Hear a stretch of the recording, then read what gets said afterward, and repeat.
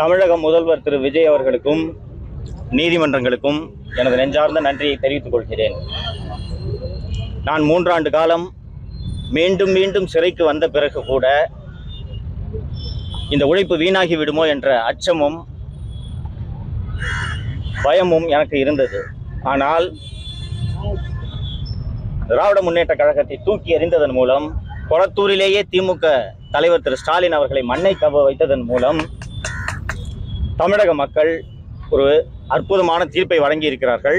அந்த தீர்ப்பை சரியான முறையில் புரிந்து கொண்டு முதல்வர் திரு விஜய் அவர்கள் இதுவரை ஆட்சி நடத்தி கொண்டிருக்கிறார் என்று நான் செய்தித்தாள்களில் பார்த்த வரையில் நான் புரிந்து கொள்கிறேன். தமிழக வெற்றி கழகம் அமைத்துள்ள இந்த கூட்டணி ஆட்சி 5 ஆண்டுகள் முழுமையாக தனது ஆட்சி காலத்தை நிறைவு செய்து தமிழக மக்களுக்கு